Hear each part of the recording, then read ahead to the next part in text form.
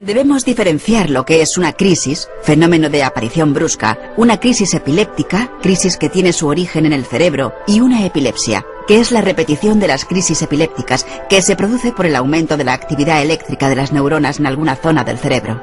Dependiendo de la extensión y de la zona del cerebro que se afecte, la expresión clínica de la enfermedad será distinta. La clínica más llamativa se produce cuando se activa la zona motora y la persona afectada sufre una serie de movimientos corporales incontrolados, de forma repetitiva, denominados convulsiones. No en todas las crisis o ataques epilépticos se pierde la conciencia ni se tienen movimientos.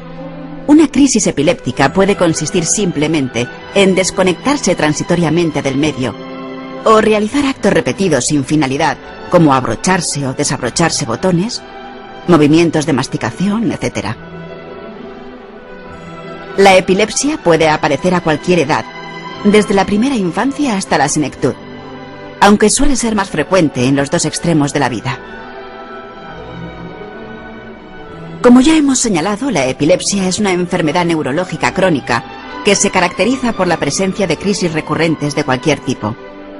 Una crisis epiléptica es la aparición repentina de síntomas y manifestaciones clínicas producidas por descargas bruscas anormales repentinas de actividad eléctrica cerebral, que en la mayoría de los casos interrumpen las funciones cerebrales normales. Las crisis epilépticas pueden surgir en diversas regiones del cerebro y pueden provocar actividad motora anómala, alteraciones sensoriales, cambios del estado del ánimo y pérdida de consciencia. Los ataques o crisis focales son los más comunes, en los cuales participa solamente una población local de células neuronales. La persona puede no perder el conocimiento, pero puede experimentar otros síntomas, como confusión, sacudidas y sucesos mentales extraños como alucinaciones. Durante un ataque generalizado se perturba todo el cerebro de forma difusa, lo que provoca la aparición de síntomas más importantes y a veces de mayor duración. Normalmente las crisis generalizadas se acompañan de una pérdida de conocimiento que tiene una duración muy variable, entre unos segundos y varias horas en los casos de estados de mal epilépticos. En función del agente que origina las crisis epilépticas, clasificamos las epilepsias en dos grandes grupos. Las primarias, en las que en su origen suelen encontrarse trastornos importantes de base genética y donde no se detecta ningún daño en la estructura del cerebro. En este grupo, las alteraciones que inducen la descarga eléctrica cerebral se encuentran en una alteración de la membrana de la neurona con cambios que corresponden a procesos moleculares a nivel de canales de calcio, cloro, aminoácidos y o GABA. El grupo de las epilepsias secundarias corresponden a los procesos en los que un daño cerebral previo es el causante de la crisis epiléptica. La epilepsia es un trastorno con muchas causas posibles. Cualquier cosa que impida o distorsione el patrón de actividad neuronal normal puede conducir a la aparición de una crisis epiléptica. Entre los factores que pueden aumentar el riesgo de padecer epilepsia se encuentran la predisposición genética y la existencia de una lesión cerebral. Cuando existe una predisposición o se tiene la enfermedad, hay muchos factores que pueden desencadenar la crisis, tales como el exceso de alcohol, las drogas, la falta de sueño, etc.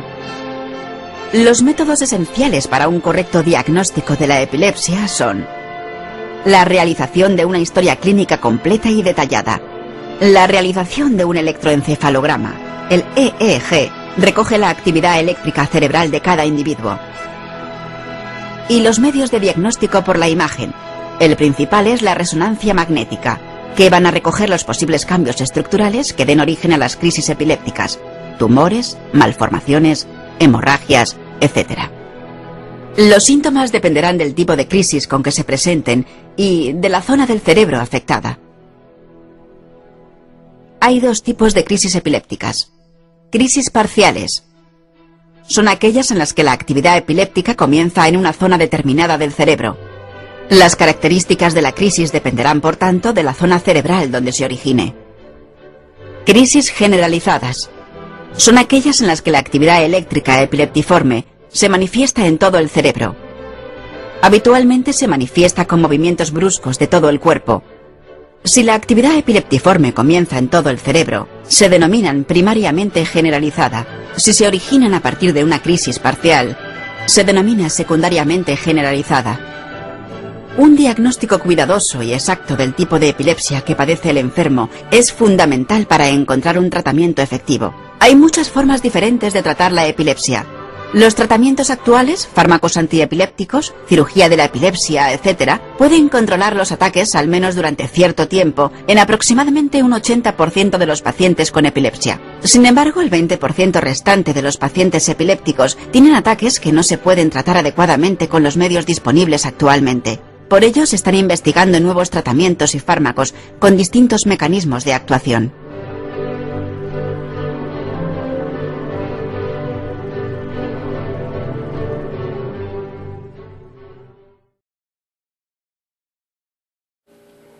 A continuación, se procederá a presentar una entrevista realizada a una persona que padece epilepsia y que aceptó colaborar con nosotros con fines didácticos.